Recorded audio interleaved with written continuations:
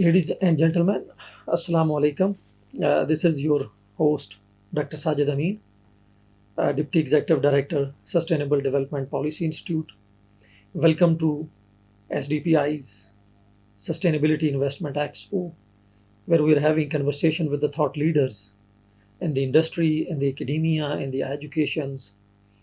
And today, I think one of the most critical theme and one of the most important player of any change in any society, we will be discussing that how we can connect our classrooms to community, how we can drive change in a community for sustainability and social responsibility.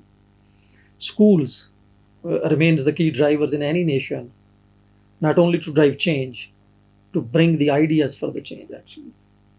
So I think this is really going to be very interesting discussion that how schools in Pakistan, and particularly the big schools, the large schools, those who can influence generations, larger numbers across the Pakistan, can be partner of this change.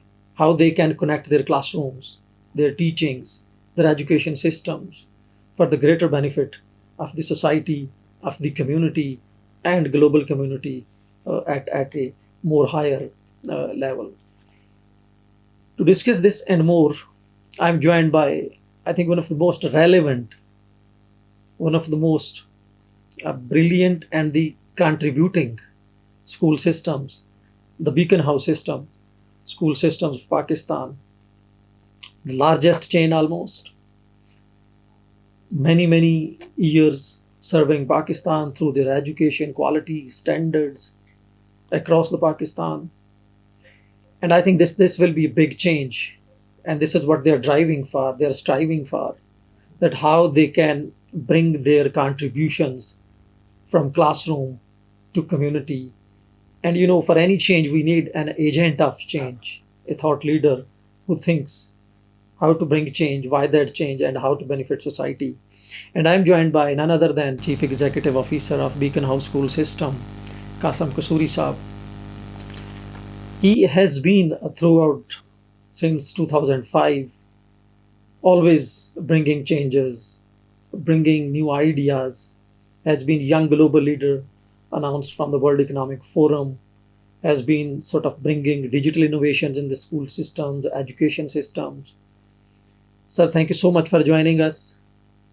And it's really a pleasure and honor to have you manifold. You are running one of the largest school systems.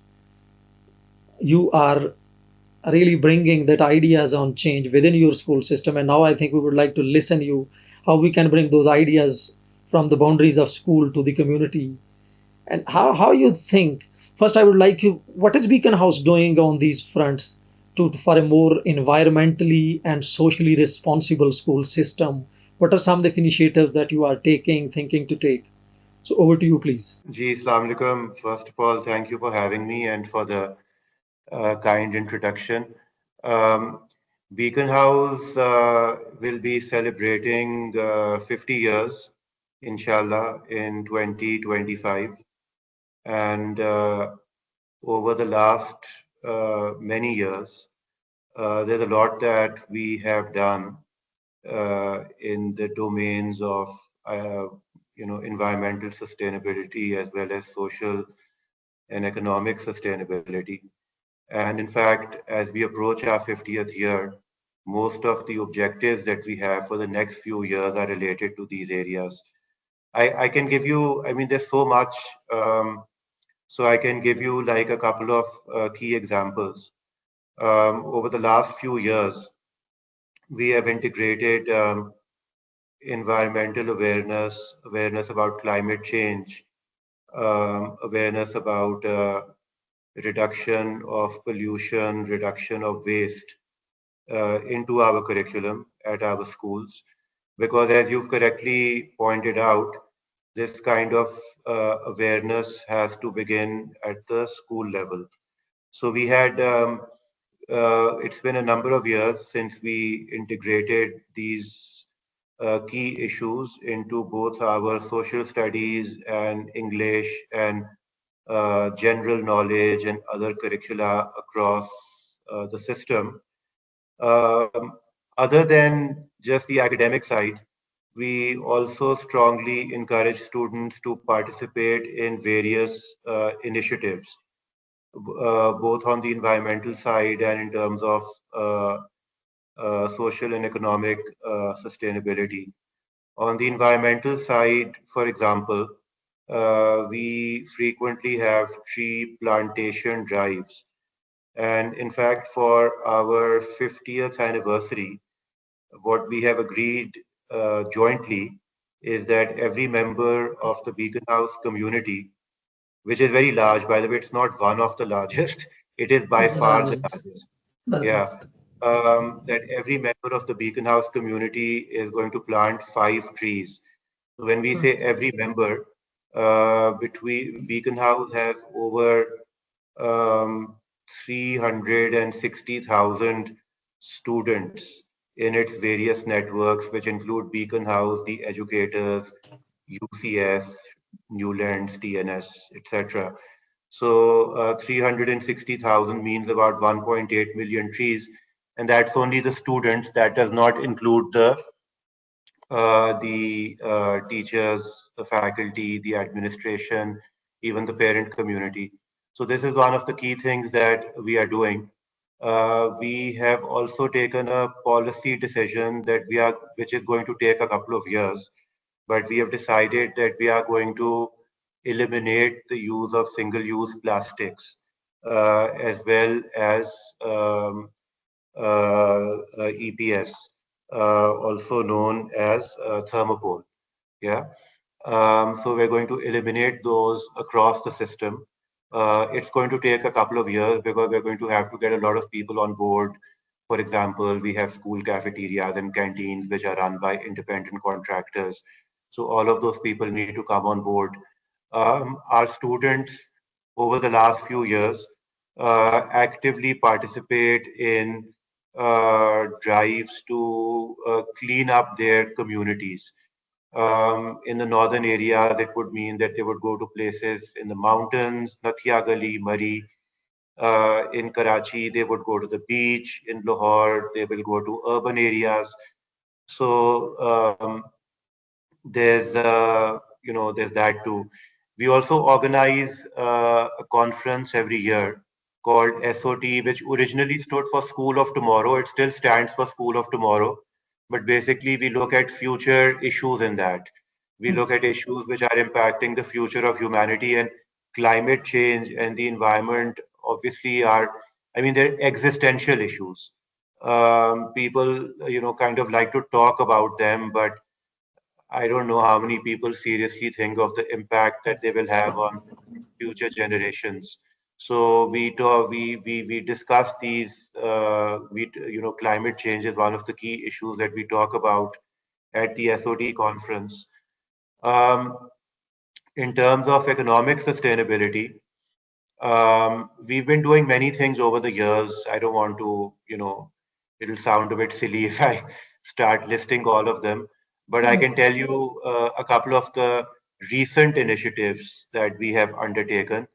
So we've decided that every teacher at Beacon House and the educators, so between Beacon House and the educators, we probably have about 30,000 teachers. So every teacher is going to contribute 10 hours of professional development or training time to teachers from nearby schools which are serving, underserved communities.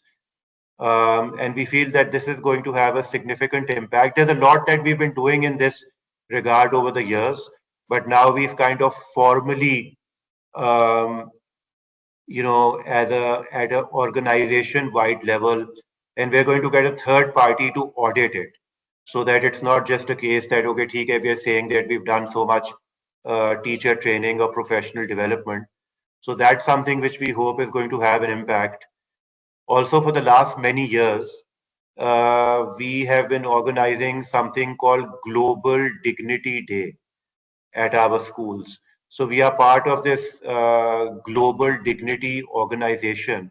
You mentioned the World Economic Forum in your introduction. So this is something This is one of the initiatives of the World Economic Forum, one of the private initiatives of an individual in the World Economic Forum.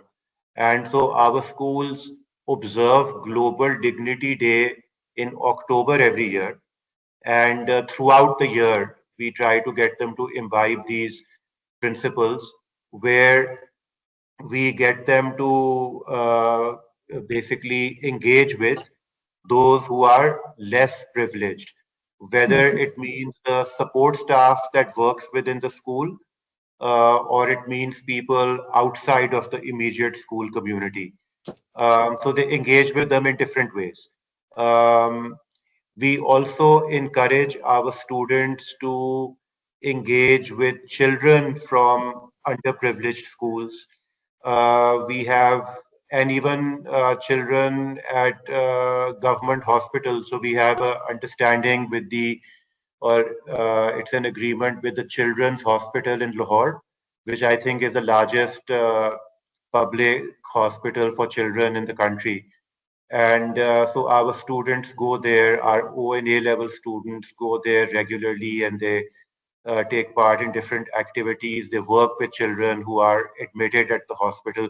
So basically, there's a lot of stuff that we are doing in Absolutely. both the environmental and the social and economic sustainability domains. I'm sure there's more we can do. I'm not Yeah. claiming that we are perfect, but we're trying to do whatever we can. No, thank you so much. It's so encouraging, and I think we need a series of podcasts to cover that all that you are doing and your school is doing. Very, and I think you very rightly mentioned that if you have to nurture a socially and environmentally and economically responsible attitude, it is the school which we should focus on. And in this context, what were the some how was the response from the students? I mean, for my own sort of understanding, how you find the response from the students when you were nurturing these ideas? What were the major challenges that you faced? How good opportunity you think it was? To be honest, I don't think that there were any major challenges from the students. Students are always open to new ideas, and but it's not just the responsibility of the school. I feel it's also the responsibility of parents. Yes. In education, we always feel that the three key pillars are the teachers, the parents, and the students themselves, right? I think part of it, especially when it comes to the social inclusion, includes the support of the parent community. When it comes to environmental sustainability and environmental initiatives, I don't think that anybody objects. But sometimes when it comes to issues related to social inclusion, there can be issues. I'll be very honest with you. There are some parents who might feel कि नहीं आप हमारे बच्चे को इस environment के अंदर क्यों डाल रहे हैं. So that happens. I'm not talking about all parents, but that does happen from time to time.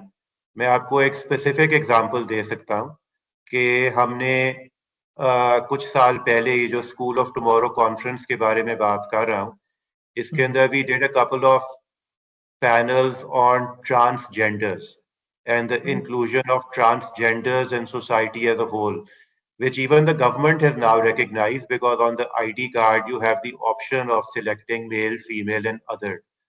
And we decided a few years ago that we would slowly try to sensitize our parent community and students to transgenders, maybe by including a few of them in the as employees within the schools. But that was not really very well received. So I'm just giving you an example Absolutely. that it's not just the students. Students, I feel, they are like sponges. They are very open-minded. They're open to new ideas, but one needs the support of parents as well. And I think also, if I can add, maybe the community around you will be very important. How it embraces your ideas, like you said, because when a school system is thinking to benefit community, I think community becomes a key partner also that how it helps that the school systems to translate those ideas into really actionable interventions at a community level. I'm sure many of people will be listening you right now, later on as well. Uh, what will be your some sort of lessons that you would share here for other schools, those who wanted to follow your footprints, the Beacon House footprints, and they wanted to be more open in classrooms, bringing their classrooms to community as well. What you can share, and any advice to students, the parents, and the community, if you have to scale up these things, bringing other schools as well. Gee, I'm sure that other schools, at least if I speak about private schools similar to Beacon House, are all involved in different initiatives. It would be presumptuous of me to suggest that we are the only ones, Yeah. but I do feel that if the effort is collective, then the impact can be huge. सो ये जो example मैं दे रहा था कि हमने अपने teachers के साथ ये हम एक इनिशिएटिव वर्कआउट कर रहे हैं that through out the year they are going to contribute 10 hours of professional development time to teachers from underserved communities. Now, those could be government schools, Yes. or Yes. those could be low cost private schools, they could be charity schools. If other schools, other private schools, जो Beacon House की category या Beacon House से plus minus हैं, अगर वो भी इस initiative को ज्वाइन करेंगे तो उसका इम्पैक्ट मल्टीप्लाई हो जाएगा. Because even though Beacon House might be the biggest, but we are only a small part of the overall pie. Similarly, जो मैं ट्री प्लांटेशन का आपको एग्जांपल दिया है कि हमने ट्री प्लांटेशन में ये डिसाइड किया है कि 50 ये हम for us it's related to our 50th anniversary and beyond जो कि अब ये नवंबर 4th को हमारा 49th ईयर शुरू हो रहा है जिसके 49th ईयर कंप्लीट हो रहा है और 50th ईयर शुरू हो रहा है. तो इस साल में हम इस इनिशिएटिव ये जो ट्री प्लांटेशन वाली चीज को फॉर्मली लॉन्च कर रहे हैं. So if other schools also join in, obviously the impact can be far greater. So I think that there are areas where we would like to collaborate. There's another very major challenge in Pakistan, which I'm sure you are aware of at STPI, because abhi to we are talking about issues of children in school, but I think there's like 26 million children who are not in any kind of school whatsoever. अब ये इतना बड़ा challenge है कि कोई एक इदारा इसको एड्रेस नहीं कर सकता. इसके अंदर I think people have to come together. Public sector and private sector need to come together. We need to look at how technology, education technology, and AI can be used. So I would encourage other schools which are interested to maybe join hands with us, and maybe we can, I don't know, collaborate with the public sector, because I do feel that this is probably the most depressing issue in Pakistan today. Yeah, absolutely. And it is very, very interesting, and maybe some sort of a network across the schools that can take it. I'm sure the team from SDPI may have some offers later to come to you, that how we can collaborate. And this is exactly my next question. How can SDPI, think tanks like SDPI, civil society organizations, can facilitate this transformation from a very closed classrooms to classrooms, those who are thinking of community and working for the community, with the community? How can civil society, think tanks like SDPI, what opportunities of possible collaboration do you see going forward? Well, we do work with external organizations and think tanks, for example, and with universities. We do some stuff with LUMS. We work with the Center of Economic Research in Pakistan, SERP. We work with various organizations, actually. We've even worked with USAID in Karachi through a project they had funded. We are running 49 government schools in Gujranwala, which were funded originally, I think, by DFID. So there are a lot of external organizations that we work with, and we would love to collaborate with STPI. So I guess one of the most obvious ways in which that collaboration could take place is by meeting at a management level and seeing what can be done. And secondly, maybe because I think STPI is based in Islamabad, so you could visit our schools in Islamabad and talk to the students and to the faculty directly. But I guess if we're going to scale something at a system level, then it's something which we would need to work on together. Um, but yeah, totally, there are many opportunities for collaboration. Yes. Another thing STPI could do, perhaps I don't know if this is something you guys do, is कि ये जो some of these claims that I'm making, okay, every student will plant 5 trees, so वो 1.8 million trees हो जाएंगे, like the PTI kind of example. Yes, Um, or every teacher is going to contribute 10 hours in a year. We need somebody, a third party, to maybe come in and do some kind of an audit. Maybe we develop, so we are right now, we're thinking of developing an online system in which each time, let's say somebody plants a tree so that, they upload it. But, it's always good to have some third party validation. So I don't know, perhaps STBI could come in that role. No, I think definitely we will be really thinking to work with you on this one because it really matches two of our core focuses: the quality of education and the climate action is at the heart of SDPI's work agenda. I'm sure we will be coming to you. And before we go towards closure, many congratulations to you, your school systems for completing 49 years, and we wish you the best starting in the 50 years, and many best more years to Thank come to you. you with all this one. Any last pressing thing that you would like to share with us? Any message, any thoughts, any story, anything? Well, the one thing which I left out really, which is also extremely important, and I think everybody needs to focus on, is mental health. Because we live in an age where students are bombarded with influences and stimuli from various platforms, from television, from the internet, from politicians, digital media, social media.